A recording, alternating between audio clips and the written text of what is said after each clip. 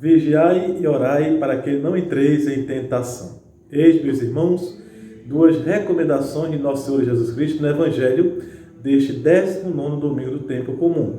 De fato, uma alma sem vigilância é como um cofre sem fechadura, ou seja, para nada serve, né? E neste caso fica à mercê completamente do inimigo. A tal ponto nós percebemos que é importante a vigilância, que nosso Senhor coloca em primeiro lugar essa atitude que todos nós devemos ter em relação à oração, ou seja, a vigilância vem em primeiro lugar, né, e em seguida é que vem a oração.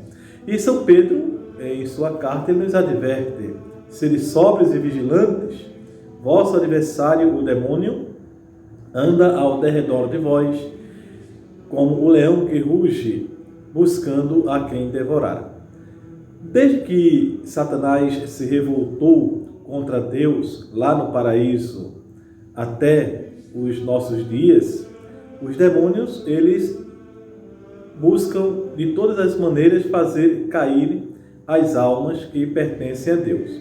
Isso porque ele sabe que fazendo caírem as almas que a Deus pertencem, ele atinge diretamente o próprio Deus, que tem por objetivo salvar cada uma dessas almas que ele mesmo criara.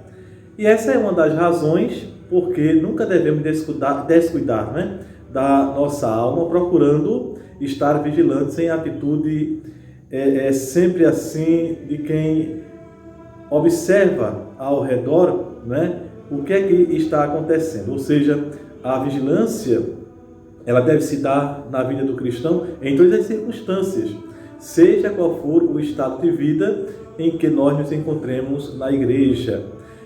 Santa Teresinha do Menino Jesus, neste sentido, né, ela tem um belíssimo conselho que ela dava. Ela dizia o seguinte: vós vos dedicais em excesso às vossas ocupações. Vossos afazeres vos preocupam demasiadamente. Li há tempos que os israelitas construíam as muralhas de Jerusalém, trabalhando com uma das mãos e empunhando na outra a espada.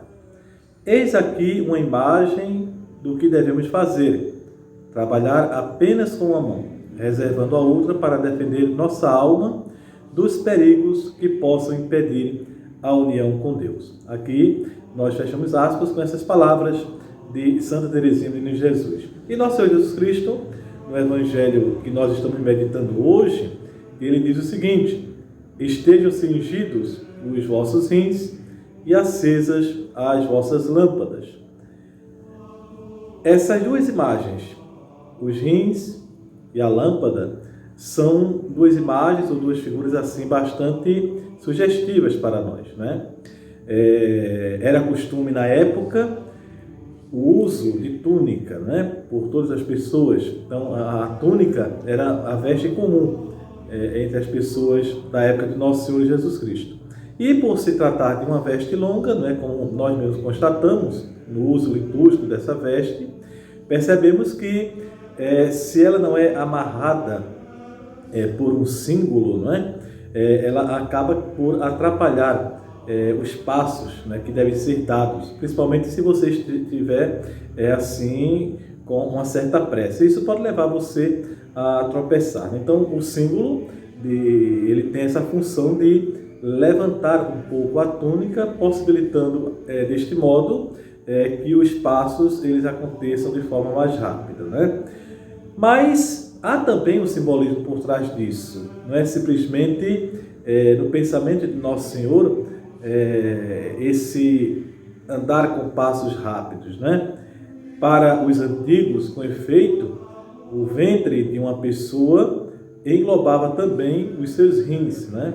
E isso, para eles, o rins, né, era o lugar onde se concentravam as energias sexuais. Então, cingir os rins equivale a ordenar os próprios instintos, mediante a devida ascese que cada um de nós somos chamados a fazer na nossa caminhada, né, de busca de santificação, não deixando que eles, né, os vícios extravasados na nossa vida, acabem por nos desviar da finalidade para a qual nós estamos caminhando, que é o próprio Deus, né? Pois bem, então, nesse sentido, estar com os rins cingidos significa ordenar esses sentimentos, essas paixões, e isso pelo caminho da temperança e também da fidelidade a Deus, né? A propósito disso, o uso do símbolo também entre nós ministros na igreja hoje, ele até faz alusão a esse pensamento que eu estou colocando aqui, porque em cada veste litúrgica que nós vestimos, né, os ministros ordenados, existe uma oração própria para a vestição, né, daquelas vestes. E no que tange ao símbolo propriamente dito, né, existe uma oração que diz o seguinte, muito bonita até: cingi-me, Senhor, com o símbolo da pureza e extingui dos meus rins o fogo da paixão, para que resida em mim a virtude da continência e da castidade. Já a imagem das lamparinas, nós temos um outro evangelho, agora o evangelho de São Mateus, no capítulo 25, onde se fala lá das virgens prudentes e das virgens imprudentes, né?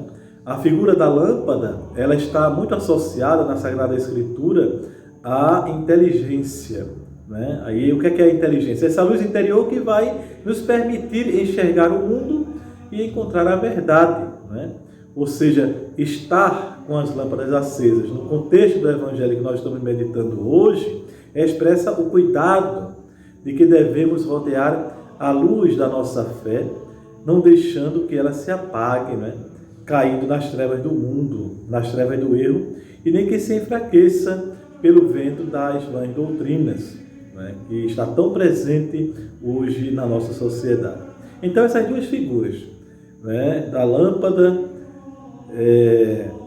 dos rins cingidos, querem evocar exatamente essa atitude de vigilância, de prontidão, esse convite a estarmos sempre preparados.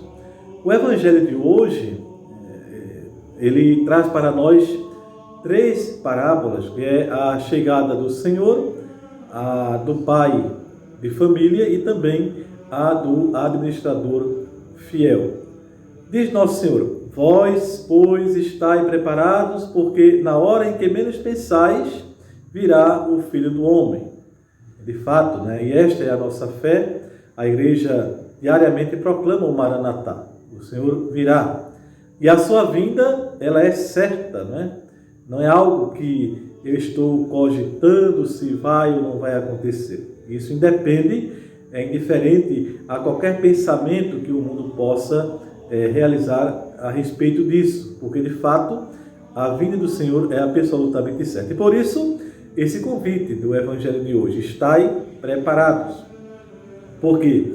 Porque essa vinda do Senhor, ela pode acontecer para nós individualmente a qualquer momento, independente da fase da vida em que eu me encontre ou até mesmo da minha idade, né? Isso, o Senhor vem de qualquer forma. E Ele virá também quando se der a consumação da história deste mundo, a consumação da história da humanidade.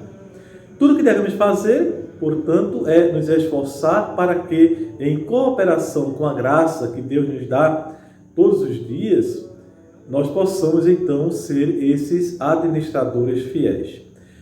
Observemos, por exemplo, que no Evangelho, em relação ao administrador infiel, Nosso Senhor delineia a principal causa de seus delitos. E qual é essa causa? Da parte do administrador infiel, o esquecimento de que ele possui um Senhor e que este Senhor retornará. Ou então, convencer-se de que seu amo não voltará tão cedo. Daí os maus tratos a que ele submete os servos, a injustiça, o abandonar-se numa vida folgada e também nas desordens. E convém notar que a respeito dos castigos que são aplicados pelo Senhor, existe aí uma proporcionalidade, né? Ou seja, a todo aquele a quem muito foi dado, muito lhe será exigido diz nosso Senhor. E é neste ponto em particular que se detém a resposta de Jesus à pergunta que São Pedro faz. A respeito disso, São Basílio vai dizer o seguinte: como na outra vida não há igualdade de prêmios, da mesma forma não há igualdade de castigos. Todos os condenados, logicamente, serão postos às chamas, que queimarão para sempre. Uns, porém, sofrerão mais intensamente que outros, pois essas penas estão associadas, relacionadas diretamente aos pecados cometidos numa dada proporcionalidade. Logicamente que aqui entra em cena também a responsabilidade que cada qual tem perante a sociedade. Então, quanto maior for o grau de responsabilidade que alguém assume, seja perante a sociedade, perante a igreja, mais vai ser exigido dessa pessoa em relação a nosso Senhor Jesus Cristo por ocasião do julgamento. Um outro escritor eclesiástico vai dizer o seguinte: os sábios e doutores, os quais deveriam ter agido de acordo com sua doutrina e dela tirado incentivo para os demais, serão atormentados com maior rigor. Este pensamento, continua o escritor eclesiástico, deveria nos fazer tremer se Deus nos favoreceu com dons de privilégio no conhecimento de sua vontade ou nos concedeu graças extraordinárias, nos conferiu poderes para comunicar aos outros a sua vontade. Então, que a liturgia de hoje, deste domingo que estamos celebrando, nos proporcione preparar-nos melhor para o encontro com o Senhor que vem. E, nesse sentido, nada melhor para obter uma incansável, robusta e contínua vigilância do que recorrermos à Mãe de Misericórdia. Abençoe-vos Deus Todo-Poderoso, Pai e Filho e Espírito Santo. Amém.